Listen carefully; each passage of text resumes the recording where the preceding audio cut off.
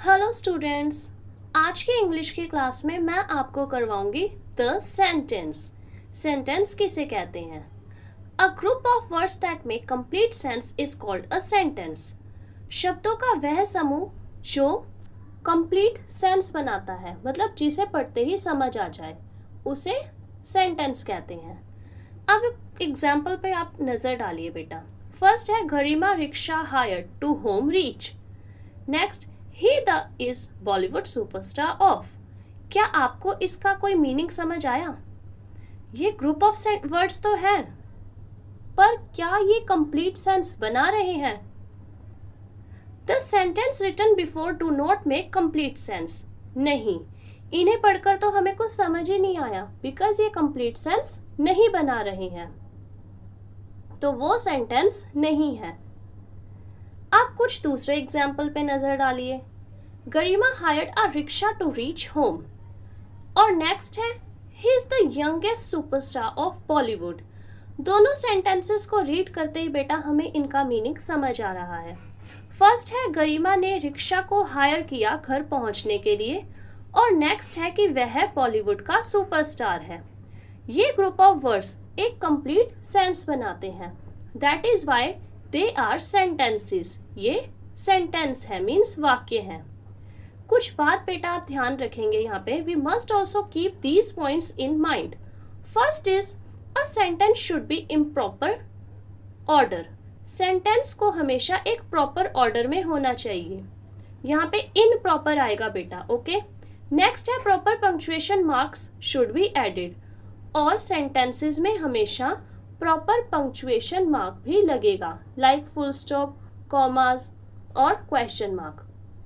आगे हम करेंगे parts of a sentence.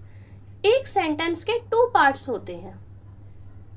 First is subject and the next one is predicate. Subject को हिंदी में बोलते हैं उद्देश्य, और प्रेडिकेट को बोला जाता है विधेय। आगे मैं बेटा आपको समझाऊंगी कि सब्जेक्ट और प्रेडिकेट का एक्चुअल मीनिंग क्या होता है।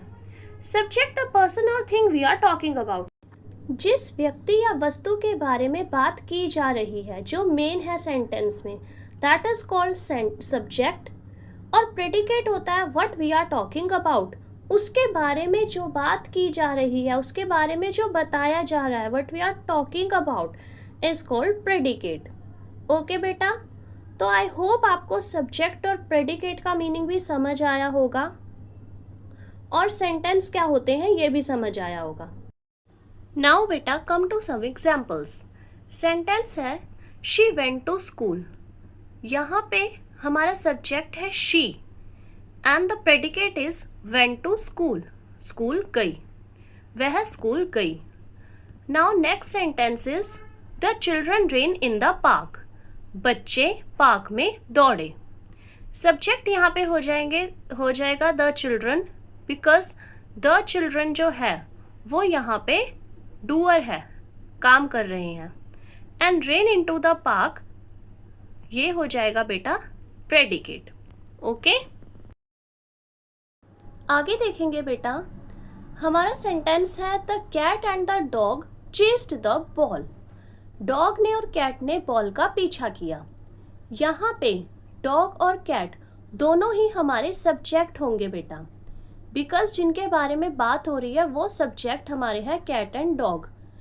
Then chased the ball, ball का पीछा किया, ये हमारे हो जाएंगे predicate. The thing we are talking about, हम जो बात कर रहे हैं वो, ठीक है। Now come to next example. The sentence is here there are 4 books on the table. Table पर 4 बुक्स मीन्स 4 पुस्तकें रखी हैं।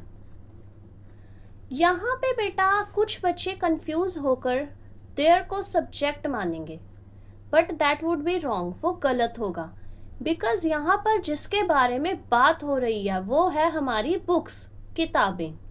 तो इसीलिए इस सेंटेंस में सब्जेक्ट बुक्स को माना जाएगा। बुक्स को माना जाएगा क्या? एक्चुअली बुक्स ही है। And the predicate will be are on the table.